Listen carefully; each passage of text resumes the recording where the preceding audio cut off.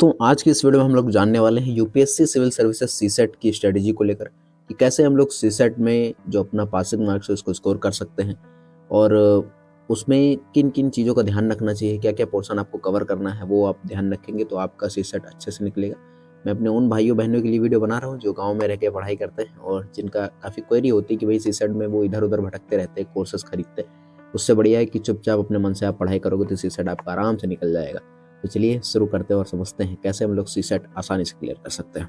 CSAT clear करने के लिए आपको किन चीज़ों का ध्यान रखना है। पहले तो आपको एक बात याद रखनी है कि सीसेट में आपको सबसे पहले कि आपको जो तीनों पोर्शन उनको अच्छे से कवर करने। तीनों पोर्शन हमारे कौन कौन से होते हैं अभी तो पहले आपको जो आपका जो 3 पोर्शन में मान के चलता हूँ कि आपके जो है सीसेट में 3 पोर्शन आते हैं। पहला तो आपका हो गया जो कॉम्प्रिहेंशन या कह सकते हो पैसेज आपका जो आता है वो है, ठीक। पैसेज में आपको क्वेश्चन होते हैं, नॉर्मली आप मान सकते हो 20 से 30 क्वेश्चन के करीब होते हैं, ठीक है। टोटल 80 क्वेश्चन होते हैं, सारी बात आपको पता होगी। 2.5 नंबर का एक क्वेश्चन होता है, 2 घंटे का पेपर होता है। सारी जानकारी आपको पहले से पता होगी, वो मैं नहीं बताने चाहता हूँ, ठीक है। क्वालिफाइंग नेचर का ये एग्जामिनेशन है सीसेट का, जिसमें आपको 33% मार्क्स लाने होते हैं ना, लगभग 66 नंबर आपको 200 में से लाने होते हैं। अगर आप इतने नंबर लाते हो तो आप सीसेट क्वालिफाई कर जाते हो, ठीक है। तो ये बेसिकली है। तो फिलहाल के लिए आगे बात करते हैं। तो पैसेज है, फिर मैं दूसरा सेक्शन मान के चलता हूँ कि मैथ्स है, ठीक है। और तीसरा जो सेक्शन है वो आपका रीजनिंग है, ठीक है। ये मान के चलते हैं कि ये 3 हमारे सेक्शन यूपीएससी सिविल सर्विसेज के सीसेट एग्जाम में आते हैं, ठीक। अब हमको तीनों को बराबर हैंडलिंग करना है, हमें तीनों से इजी क्वेश्चन को अटेम्प्ट लेना है और जो टफ क्वेश्चन है उनमें नहीं फंसना है। देखिए सबसे इंपॉर्टेंट क्या आपके लिए, सबसे इंपॉर्टेंट आपके लिए टाइम। यूपीएससी सिविल सर्विसेज के एग्जाम में टाइम अगर आप नहीं ध्यान से देखोगे तो आपका भाई बेड़ा गर्क हो जाएगा। तो आपको टाइम को खास मतलब ध्यान रखना है कि टाइम में आप कैसे इसको अच्छे से कर सकते हो। तो सबसे पहले आपको पैसेज में ध्यान देना। मैंने अपने जो टीचर से सीखा है वो मैं आपको बताऊंगा।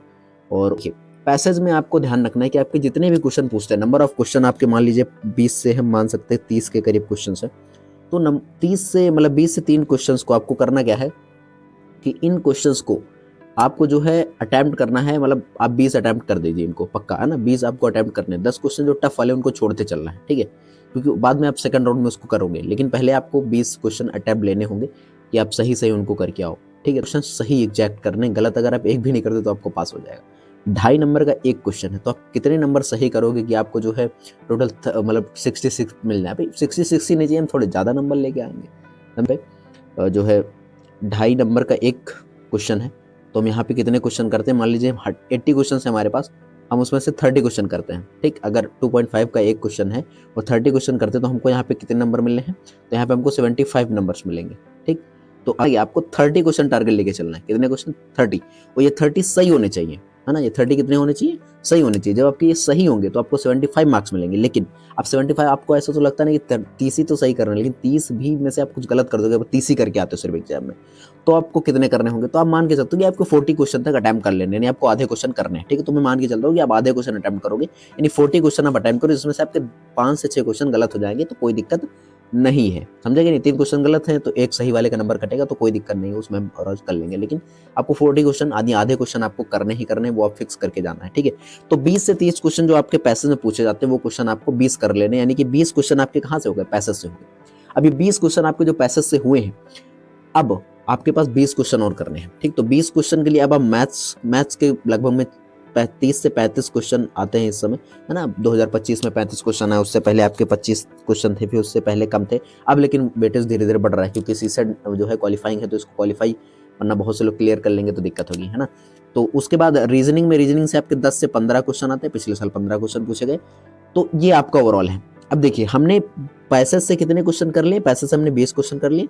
अब आपको यहाँ से कितने क्वेश्चन करने हैं, ठीक। 20 क्वेश्चन मैंने यहाँ पे अटेम्प्ट किए हैं, ठीक है। अब यहाँ पे जो कितने क्वेश्चन अटेम्प्ट करोगे, यहाँ पे आप मैथ्स से, तो मैथ्स से आपके नंबर ऑफ क्वेश्चंस काफी ज्यादा हैं, तो आपको इसमें कम से कम आपको 15 क्वेश्चन तो अटेम्प्ट लेने ही पड़ेंगे, समझे कि नहीं। आपको इजी क्वेश्चन 15 क्वेश्चन आपको अटेम्प्ट लेने। और आपको पता होगा मैथ्स में सबसे खास बात कि एक नंबर सिस्टम चैप्टर है, उसमें से तो क्वेश्चन भर के आते हैं भाई। पिछले साल भी काफी सारे हैं, इस बार भी आने वाले हैं, है ना। लेकिन याद रखना कि आपको टाइम वेस्ट नहीं करना क्वेश्चन पे, क्योंकि नंबर सिस्टम के क्वेश्चन काफी टफ भी बना देते कई बार, इनमें आपको काफी टाइम वेस्ट करना पड़ सकता है। तो उन क्वेश्चन को छोड़िए, जो ईजी क्वेश्चन है, मॉडरेट क्वेश्चन है, उनको अटेम्प्ट लीजिए।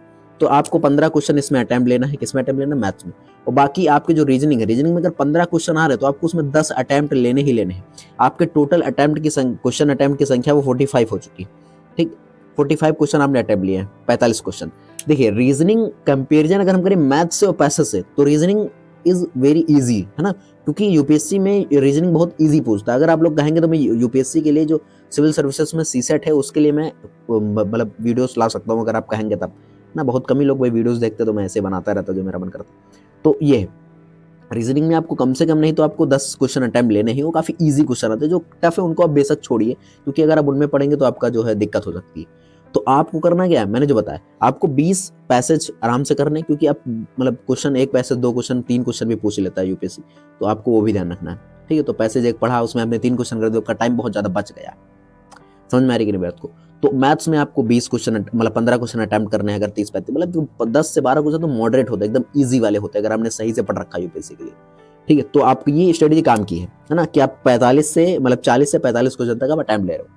अब मैं आपको एक बात बताना चाहता हूँ कि यूपीएससी सिविल सर्विसेज को सीसेट एग्जामिनेशन है वो सिर्फ छांटने के लिए है उन छात्रों को जो सीरियस है, नहीं सीरियस है, जिनका मैथ्स और रीजनिंग थोड़ा बहुत तार्किक है या फिर नहीं है। अगर आप बचपन से मैथ पढ़ते आ रहे हो और आपका मैथ का फोबिया नहीं, डर नहीं है, तो आप बेसिकली मैथ बहुत आराम से इसमें क्लियर कर सकते हो। लेकिन याद रखना, इसमें बहुत एक से धुरंधर लोग भी मैथ को ऐसे मतलब वो फेल हो जाते हैं, सीसेट में फेल हो जाते हैं। क्यों फेल हो जाते हैं? रीजन ये है क्योंकि इसमें इतनी टफ क्वेश्चंस तो बेशक होते हैं भाई, यूपीएससी है कोई ये चपरासी एग्जाम थोड़ा ना कि इसमें आसान रीजनिंग पूछ लेंगे और आप कर लोगे, ये तो होता नहीं।